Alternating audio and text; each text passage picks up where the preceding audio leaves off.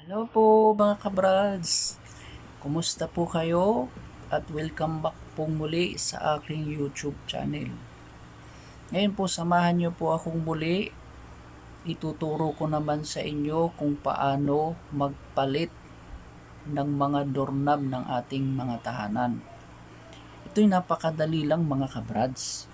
Kayang-kaya niyo po itong gawin kahit hindi na kayo tumawag ng mga marurunong. So samahan nyo na ako mga kabrads. Tara po! Ngayon mga kabrads, wala ho kayong ibang gagamitin kundi screwdriver lamang na ganito. Mahalaga kasi ang tools po nito, ayan po, para po matusok natin yung mismong lock po ng doorknob. Kung wala kayong ganitong screw, hanap po kayo ng isang matulis na bagay para po matusok natin yan po, yung mismong lock. May lock po kasi yan, yung bawat doorknob. Bali pag natusok na po natin itong pinaka-pin, pwede na po natin itong dahan-dahaning batakin ang interior knob mga kabrads. Ayan, ang tawag kasi nito mga kabrads ay interior knob. Ito lang kasi ang pinaka-pin niya po para humawak sa isang part ng ating doorknob mga kabrads. Ayan po, yan. Yan pong pin. Ang dali lang po, 'di ba mga kabrads? Tapos ang kasunod nating baklasin, ito namang latch assembly na meron siyang dalawang screw. 'Yun, baklasin na natin mga kabrads.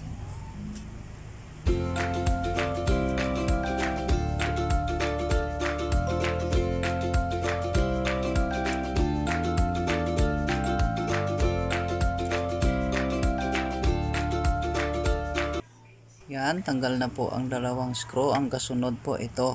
Ito naman ang tatanggalin natin, yung pinaka-thread niya. Yung iba po yan ay lock lang po siya mga kabrads. Pero yan ay naka-threaded.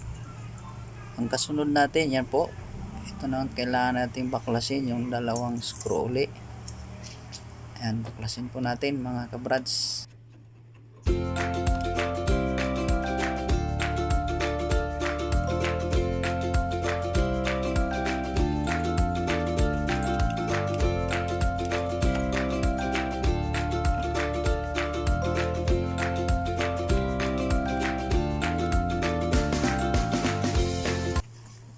Yan, tanggalin na po natin para makita na po ninyo ang loob ng inyong doorknob. Ayan po. Bali ang pagtanggal naman nitong latch assembly ay madali lang po mga kabrads. Bali ipipihit nyo lang siya, yan patways po, para matanggal yung pinaka connection niya sa loob. Mamaya papakita ko sa inyo kung paano siya nag-connection sa loob. Tanggalin muna natin mga kabrads.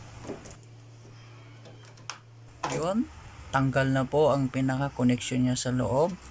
So bali pwede na nating matanggal ang latch assembly mga kabrads. Tanggal na natin to, yan. So ganito lang ang itsura niya mga kabrads. Tanggal na rin natin tong external knob. Yan. Ganun lang kadali mga kabrad. Ngayon gusto ko lang pakita sa inyo kung paano nakakonekta itong latch assembly. Ayan mga kabrads, ganyan lang siya. Yan. Ganun lang kadali mga kabrads ang pagbaklas ng doorknob. So hanggang dito na lang muna. Pakiabangan nyo po ang part 2 nito.